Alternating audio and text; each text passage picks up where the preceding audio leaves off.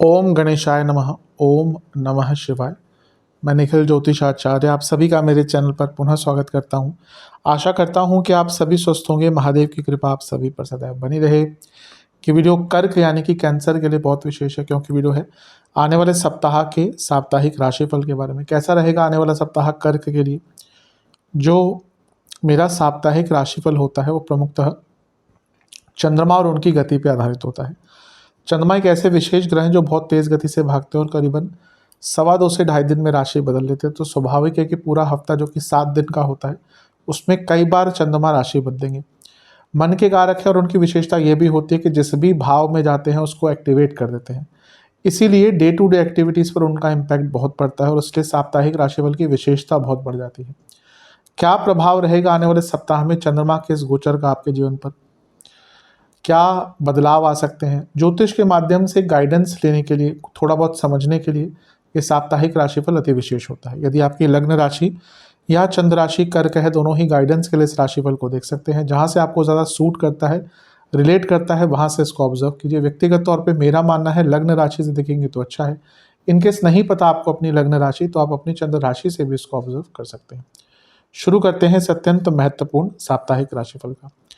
चंद्रमा आपके लग्न भाव यानी कि तुला में ही होंगे, सॉरी कर्क में ही होंगे ऑलरेडी 7 तारीख को, और 8 तारीख सुबह के 8 तक वो आपके लग्न भाव में ही गोचर करेंगे। चंद्रमा का लग्न भाव में आना अच्छा ही होता है और यहाँ पर तो लग्नेश और आपके योग कारक ग्रह दोनों का ही मिलन हो रहा है। ये अपने आप में बहुत श्रेष्ठ है, बहुत विशेष है, क्योंकि एक प्रकार से ये वो समय है जब आपके कई काम बन सकते हैं।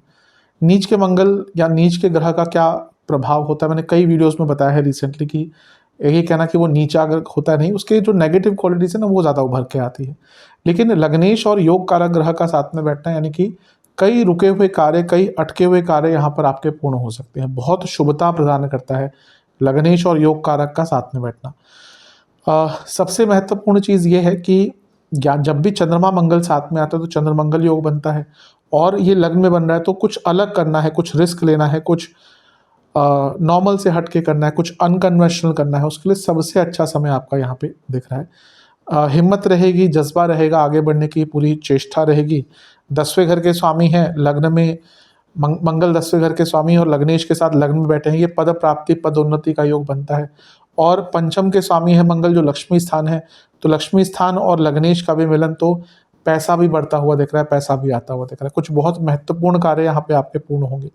बहुत अच्छा टाइम है। बस मैंने कहा ना, नीच के मंगल है तो गुस्सा और इंजरी के योग बनते हैं। लग्न में मंगल है वो भी नीच के, और चंद्रमा लग्नेश, इंजरी, वाहिकुलर एक्सीडेंट्स, इनके योग थोड़े से बनते हैं। थोड़ा केयरफुल रहने की आवश्यकता है। बहुत सारे ग्रह मिलकर यहाँ पर त्रिकोण संबंध बनाएंगे और राहु की तो दृष्टि भी रहेगी, तो भ्रमित, थोड़ा सा ज़्यादा ओवर एक्साइटमेंट, ज़्यादा ही अति विश्वास या ज़्यादा ही आत्मविश्वास, ये भी कभी कभी तंग करता है। और ये वही टाइम है आपका, तो अच्छा टाइम है, लेकिन ऐसा नहीं कि भावनाओं में बह जाकर कुछ भी करना शुरू कर दें। कर्क राशि में है चंद्रमा, तो संवेदनशीलता तो होती है। वैसे भी कर्क वाले जो लोग होते हैं वो बहुत संवेदनशील होते ही हैं। तो किसी को अपनी संवेदनशीलता और अपने अच्छे रवैये का, अच्छे व्यक्तित्व का लाभ ना उठाने दें। नवांश कुंडली बताती है कि थोड़ा सेहत का ध्यान दीजिएगा, और अगर कुछ प्रॉब्लम चल रही है उसको इग्नोर मत कीजिएगा। दशांश कुंडली, कार्य क्षेत्र में नई संभावनाएं खुल सकती है। अगर प्रमोशन आदि की बात चल रही है, बहुत अच्छा टाइम है। बिजनेस में कुछ अलग मत कीजिएगा। कोई बहुत बड़ा निर्णय लेना यहाँ पे गलत साबित हो सकता है। लव लाइफ, स्ट्रेस रहेगा, बहुत ज़्यादा स्ट्रेस दिख रहा है। वैवाहिक जीवन, पेशेंस रखिएगा, बहुत ज़्यादा पेशेंस रखने का ये समय है। स्टूडेंट्स, एक ही चीज़ कहूँगा स्टूडेंट्स के लिए कि आपकी दूरदर्शिता कहीं ना कहीं थोड़ी सी कम हो गई है। आगे की प्लानिंग कीजिए। सेहत के दृष्टिकोण से कफ रोग, लो बीपी की प्रॉब्लम अगर है तो बहुत ध्यान दें, और हृदय संबंधित रोग है तो बहुत ध्यान दें। सर्वाष्टक में आपका सप्तम भाव बली है। अपनी मैरिड लाइफ पर थोड़ा ज़्यादा ध्यान दीजिएगा हफ्ते के इस भाग में। 8 अप्रैल सुबह के 8 बजे चंद्रमा आ जाएंगे आपके दूसरे घर में यानी कि सिंह में, और 10 अप्रैल शाम के 8 तक चंद्रमा का प्रवास वहीं पड़ेगा। चंद्रमा का दूसरे भाव में यानी कि सिंह में जाना आपके लिए अच्छा ही है, क्योंकि धन स्थान है। क्या धन स्थान में चंद्रमा का जाना, मैं हमेशा कहता हूँ कि धनागमन का सूचक होता है। लेकिन आपके लिए तो वो लग्नेश है, तो उनका दूसरे भाव में जाना और भी अच्छा है और भी श्रेष्ठ है। यहाँ पर गुरु से केंद्र में होंगे तो गजकेसरी योग बन रहा है, ये भी अच्छा है।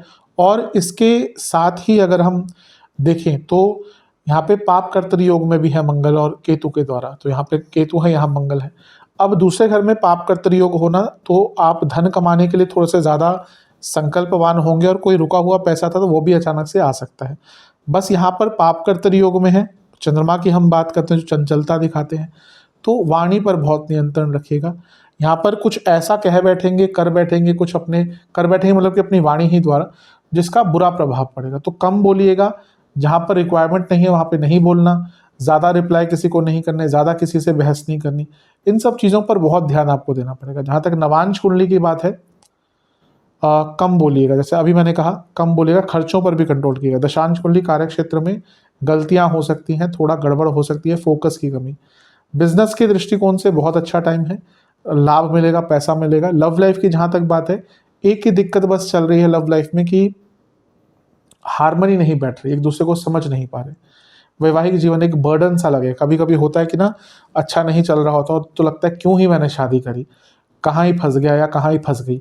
ये वैसा ही टाइम जाएगा आपका। स्टूडेंट्स, गुस्सा बहुत रहेगा, यहाँ पे अपने गुस्से पर नियंत्रण कीजिएगा क्योंकि उसके कारण ना कुछ गलत कर बैठेंगे। सेहत के दृष्टिकोण से लोअर बैक में दर्द रहेगी, बीपी की प्रॉब्लम बनी रहेगी, स्पेशली लो बीपी की प्रॉब्लम है तो आंखों दांतों के प्रॉब्लम तंग करेंगे। Food infection. सर्वाष्टक में आपका सप्तम भाव बली है जो बता रहा है कि बिजनेस करते हैं तो बहुत लाभ मिलेगा, बहुत अच्छा टाइम है बिजनेस में। 10 अप्रैल शाम के 8 बजे चंद्रमा आ जाएंगे आपके तीसरे घर में यानी कि कन्या में, और सप्ताह के अंत तक यहीं पर रहेंगे। चंद्रमा का तीसरे भाव में आना अच्छा ही माना जाता है, तीसरे घर के चंद्रमा अच्छा ही प्रभाव देते हैं। और यहाँ पर जो चंद्रमा है वो गुरु से दृष्ट भी होंगे। अब गुरु आपके क्या है, भाग्येश हैं, और चंद्रमा लग्नेश है, तो ये भाग्य का साथ मिलता हुआ दिख रहा है। लाभ प्राप्त होगा, लाभ। और गुरु छठे घर के स्वामी है, दो उपचय, ये एक उपचय भाव के स्वामी है, उपचय भाव में बैठे हैं, चंद्रमा भी उपचय भाव में है। ये तो दिखा रहा है कि काम आपके आगे बढ़ेंगे। लेकिन चंद्रमा केतु साथ में क्या होता है, ग्रहण दोष। चंद्रमा केतु ग्रहण दोष इंडिकेट करता है, और यहाँ पर बहुत सारे ग्रहों का प्रभाव भी चंद्रमा पर होगा। ये क्रिटिकल हो जाता है, जब भी चंद्रमा पर बहुत सारे ग्रहों का प्रभाव आता है तो हमारी जो डिसीजन मेकिंग है वो थोड़ी सी गड़बड़ हो जाती है। तो यहाँ पर अपनी डिसीजन मेकिंग पर बहुत ध्यान देना है। भाई बहनों से संबंध बिगड़ सकते हैं, दोस्तों से संबंध बिगड़ सकते हैं, और सबसे महत्वपूर्ण चीज़ है आपकी कम्युनिकेशन बहुत ख़राब रहेगी। तो अपने कम्युनिकेशन पर बहुत ज़्यादा ध्यान देने की आवश्यकता है आपको, कम्युनिकेशन प्रॉब्लम्स काफ़ी हो सकती हैं। यहाँ पे शनि का प्रभाव भी है तो विषदोष भी बन गया, क्या बोलेंगे लोग गलत समझेंगे, उसके कारण तालमेल खराब होगा। शुक्र का प्रभाव है, शुक्र अभी तो वक्री ही है, तो ये दिखाता है कि ना मैरिड लाइफ पर भी, और इवन आपके बॉडी लैंग्वेज से भी कुछ अलग दर्शाएगा, जो आप कहना चाहते हैं उसके विपरीत दर्शाएगा। और सूर्य का प्रभाव, खैर ये तो पूर्णिमा योग बन गया, लेकिन ग्रहण दोष भी है साथ में, ये इंडिकेट कर रहा है कि आपकी बातों को लोग समझ नहीं पाएंगे। तो हफ्ते के अंतिम भाग में ना गुस्से पर, वाणी पर बहुत, और स्पेशली अपने कम्युनिकेशन पर बहुत ध्यान दीजिएगा। भाई बहनों से बड़े झगड़े, दोस्तों से बड़े झगड़े हो सकते हैं, और जल्दबाजी में अपना ही बना बनाया काम खराब करेंगे। तो बहुत बुरा तो नहीं कहूँगा, लेकिन ये जो भी मैंने चीज़ें कही हैं इन पर आपको बहुत ज़्यादा गहनता से विचार करना ही पड़ेगा। क्योंकि गुरु आपके भाग्येश हैं और तीसरे घर में चंद्रमा है, केतु के साथ कोई घर में धार्मिक अनुष्ठान कराना है अच्छा टाइम है, किसी धार्मिक जगह पर जाना है अच्छा टाइम है, कोई धार्मिक जगह पर अगर दान करना चाहते हैं उसके लिए भी बहुत अच्छा टाइम है। नवांश कुंडली बता रही है कि हर चीज़ पर रिएक्ट मत कीजिए, अगर आपको इस टाइम को गुजारना है, निकालना है, रिएक्टिव कम रहिएगा। दशांश कुंडली कार्य क्षेत्र में प्रेशर रहेगा, टेंशन बहुत रहेगी, जिसको आप आराम से हैंडल नहीं कर पाएंगे। जहाँ तक बिजनेस की बात है, क्रिएटिविटी दिख रही है, ये टाइम R&D का बहुत अच्छा है, रिसर्च एंड डेवलपमेंट, रिसर्च पर काम कीजिएगा, क्यूरियोसिटी बढ़ाइएगा, अच्छा टाइम है। लव लाइफ बहुत ज़्यादा कंट्रोलिंग होते हुए दिख रहे हैं, आप नहीं, आप अपने पार्टनर से बहुत कंट्रोल्ड होते हुए दिख रहे हैं। तो एक इंडिविजुअलिटी भी होनी चाहिए मेरे हिसाब से।